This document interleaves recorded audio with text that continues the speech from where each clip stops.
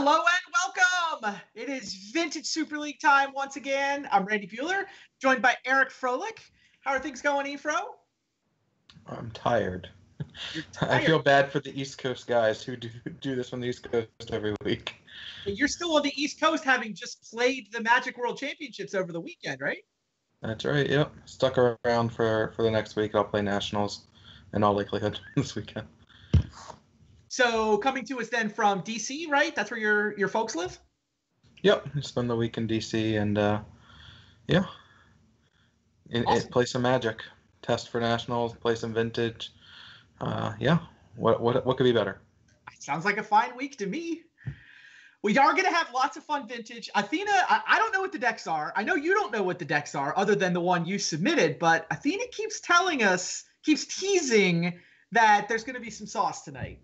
I don't know if you're part of that or have any inclinations. You've had a chance to look at the field probably and maybe think a little about what you might be up against. Yeah, a little. I mean, it's tough because, one of the people in this group is, of course, Rachel, who we have not seen play a second deck yet. And we know she's going to this week. So what deck that could be is, the range is anything. Where do you even begin guessing when you tell Craig Wesco you can't play a white weenie deck, what do you put him on? Like, all right, well, let's see. I've played white weenie, 20 plus years of white weenie. Now I have to play something different. Like, all right, what do you do? It could be anything. So should definitely be interesting. I wish that I was able to do more, for this set. I got told deck lists are due, and I was literally in Boston testing for Worlds with Paulo and Sam Pardee at the time. Like, this is not something I was able to spend much time thinking about, and the deadline just kind of jumped on me, and I was literally testing for Worlds when the deadline happened. So I'm like, all right, well, looks like we're just submitting, but we'll see. Hopefully I'll come up with something good for the last trimester. All right, we're gonna hold. My first deck was pretty fun though. Yeah, that's fair. I mean, it was fun as long as you weren't on the receiving end of Notion Thief beats, but fun for most of the people watching, perhaps. Yeah. You can see the Notion Thief's quite good. I had him in my sideboard last week. I understand the allure. You can see the schedule scrolling across the bottom of the screen. The crew that we have for tonight does include Eric Froelich, does include Paul Rietzel. Eric and Paul will be the second match of the evening. But our first match is going to be Aaron Campbell against Rachel Agnes. So that should be a fun one. And then we'll get the two of them in the booth together for you versus Paul. Yeah, that sounds pretty sweet. I mean, adding some diversity to Vintage Super League, I think, has been pretty awesome. I think Rachel did an amazing job last season. And, we just got to see the first all-female booth in a GP about a month ago with Maria and Melissa, and that was fantastic. So it should be great to see them talking about Vintage. And, of course, me and Paul embarrassing ourselves not being the best Vintage players in the world. So I'm sure they'll be able to make fun of us, and then it'll be great. Yeah, we'll be the first all-female VSL booth, I guess, for whatever that's worth. I'm looking forward to watching tonight for sure. And then just to round things out, next week queued up for you guys, we have Reed Duke, David Williams, and then Steve Menendian versus Kevin Cron. So speaking of particularly interesting matchups, we do get the So Many Insane Plays podcast showdown between Steve and Kevin next week. Yeah, I mean, getting to have two people with great, synergy and just flow with one another, doing a podcast on commentary is great. And then, of course, making them go head-to-head in battle will also be great. So it should be a great episode for sure. Of course, Reed and David, commentary, extraordinaires. They've done it at all levels and, also world-class players. So it should be a really great episode next week. I will also say, Athena's been teasing us about the decks this week between Rachel, Aaron, you, and Paul. But Menendian told me when he submitted that he was going to have the sweetest deck of the trimester. His claim, blind, just on submission day, I was chatting with him. He didn't tell me what it was, but he said he would have the best of the 12. I would take Paul in the dark if he didn't say that over the 12. But now, I'd still take Paul. But it does make it exciting that there's probably going to be at least multiple decks that are really sweet.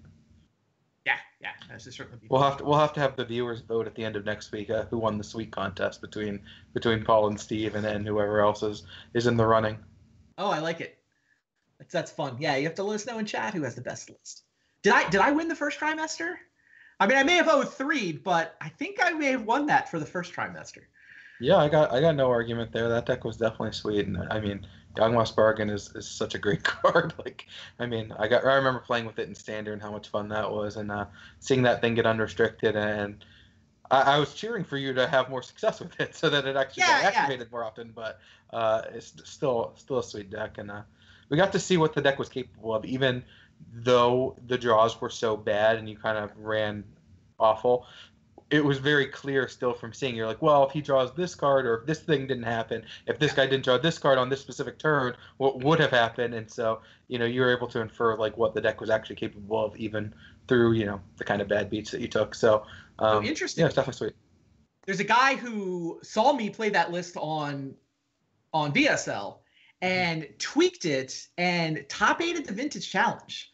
So nice. 4 Yawgmoth Bargains. Basically, he took my list, and instead of Duresses, he went with Force of Wills.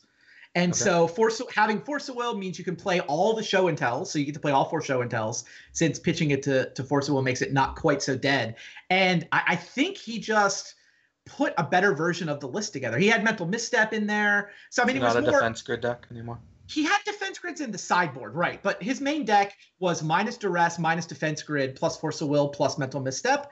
And then he doesn't run the draw 7s. Like, if you don't have defense grid, it's really sketchy to have Wheel of Fortune, Time Twister, if you're not defense gridding them. I mean, it's already sketchy to kind of Duress to clear a path for Wheel and Twister. So I think I might like his version just better. And the results speak for themselves. I mean, he did top 8 the Vintage Challenge with 4 times Yawgmoth's Bargain in his deck. I mean, I've loved Duress, Defense Grid, and Draw 7s in my Storm decks in the past, so honestly, I'm definitely interested to see how it works out. The Bargain deck I started from your Dark Petition Storm list. I mean, that was sort of the skeleton I had to kind of get the mana and the Duresses and the defense grids. And so, yeah, it was good. I don't know that it was great. I felt like, I could consistently 3-2 the leagues with it, but I didn't put up any 5-0s or anything. And I think paradoxical outcome just existing makes people more prepared for Storm than they would normally be. It's totally right. And the guy who top 8'd the Vintage Challenge, I think it was Ors. I apologize if I'm misremembering I follow a lot of these guys on Twitter. I apologize if I got it wrong, but he took the paradoxical outcomes out as well. So I mean, he was very much all in on Yawgmoth's Bargain. Looks like he's in our chat right now, so Ors sounds pretty accurate to me. There you go. I got it right. Excellent. Speaking of the Vintage Challenge, by the way, did you see who won over the weekend? No, I didn't. Aaron Campbell. Oh, actually, I did. Just how out of it I am. That felt like it was so long ago. After playing after I saw it, like in the middle of Worlds. Right? I'm like, well, that was weeks ago. Yeah, I actually did see it. That was very cool. Did she win with Dredge? Yeah, she won with Dredge, piloting the trusty Dredge deck that. Maybe she'll be on. I mean, I think most people expect her to run Dredge either tonight or next time around. Yeah. But yeah, she had Dredge deck and just ran it all the way up. So wasn't there like a crazy workshop deck like a couple weeks ago in a big Magic tournament? Absolutely, 2 weeks ago. And that guy made, I think, top 16 over the weekend. I definitely saw his list show up again, which... The crazy list, so it's Mirage Mentor. It's the 3-mana artifact. It's 2: copy basically anything. Mm-hmm. And you workshop that out and then copy a Dark Depths. That works pretty well. Copy a Time Vault in a pinch. But it's essentially a hybrid between a workshop shell with all the disruption plus a lands deck, right? It's... Oh, by the way, for sauce, let's just throw in 4 Leyline of the Void and a couple of Helms and have that combo too. I mean, we saw Ben S do a little bit of work with the mirror in Team Draft Super League, but wasn't really expecting anyone to show up in Vintage Super League. But maybe we will next time. Yeah, I will admit I have built that deck in my Magic Online account. It's of course. It's not exactly consistent in my very brief experience, but the one guy who's been piloting it has certainly been doing well. Yeah, maybe he has found a way to pilot it that we have not. I mean, when you got one of those weird decks, it seems like there are always kind of shells of strange decks that one person is able to continually have success with, and everyone else is like, this deck is inconsistent, but they're like, I'm consistently winning. Like maybe I'm doing something different. I mean, it's 2 tournaments is not the sample size to prove that or anything, but with those weird kind of intricate decks, that is a common thing where even people in the Vintage Super League or people in the Pro Tour just like, I can't figure out a way to win with this deck, and then someone like Tom Ross. He's usually the king of it. It's just like, what do you mean? Like, I can top 8 every week with this deck. Everyone else is like, this deck is 30% against the field. Like, what is happening here? All right. Looks like our match is being created as we speak. We've got our hand cams mostly set up. So round 1 is not too far away. It'd be Rachel against Aaron. Rachel hosting. We're mostly just buying time for Paul to get home anyway. It is true. Especially if Aaron's on dredge, and like one way or another, these games could end on like turn 2-ish. Right. Either she could be locked out or she could have won the game by then. So, I mean, she's not on dredge though. My deal with Paul, obviously, when we had Paul in the Team Draft Super League, we would actually start at 6 o'clock Pacific. But we figured out 5:30. He thinks he can make it home by 5:30 Pacific time. We got Paul in the chat, so that's good. I like our chances. He said Paul in the chat, but he's not actually home. He says on my way is what he says in the chat. Oh, it's good enough. I mean, if we have to give him a game loss, we give him a game loss. Like, you want the game loss? That's not very sporting of you. Well, I mean, I always lose to Paul. My record against Paul in VSL is not good. Not good at all. A lot of people can say that. Yeah, Paul is. I mean, I've been compiling those lifetime standings, and this guy's a killer. Like, I mean, he does not play much vintage, and he comes up with these completely crazy decks, and just his record's pristine. Yeah, that is fair. All right, my screen froze, but I think we're still okay. Yeah, my screen also froze, but I can hear you. All right, I also hear you. I know that, Paul's on his way home. He'll be queued up for match 2. Aaron and Rachel are getting set up as we speak. Should certainly be a fun show. So how was Worlds? I know you didn't have maybe the finish that you were hoping for going into it, but tell us how your Worlds experience was. It was a roller coaster. I mean, there were definite peaks and valleys. My tournament started very poorly. I lost my first 5 games. My draft went pretty well. My deck was not great, but it was good. And I just did not draw the right collection of cards in any game to start the tournament. And so I ended up losing to one very weak deck, and then at 0-1 I lost to a very strong deck. Yeah. And then I was in that 0-2 bracket, played against another deck that should really struggle against mine, and got mana screwed game 1, but then he got mana screwed games 2 and 3. So like, it was just a draft where there was no game actually played, and it was just very frustrating because the experience of Worlds. Obviously, I'm not the type who's going to claim I'm not going to complain about luck or that I like losing or that or any of these things. But that's not the worst part. Like, it's the best part about Worlds is that you get to challenge yourself. You get to play against the best of the best. You get the best games. You talk to a Ben S.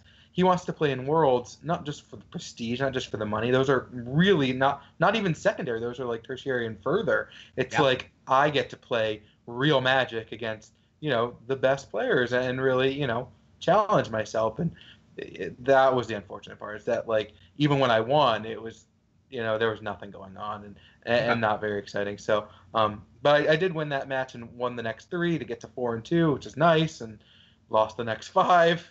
To get to 4-7. Oh, okay. Yeah, I saw that you had made a nice little comeback in Standard. You ran the red deck in Standard, Ramanap Red. Yeah, I mean, which also was so weird because we had me like kind of at the top of the constructed standings, PV right in the middle, and then Sam and dead last. And I think our deck was actually pretty great against the field. Like, I think we were favored in the mirrors.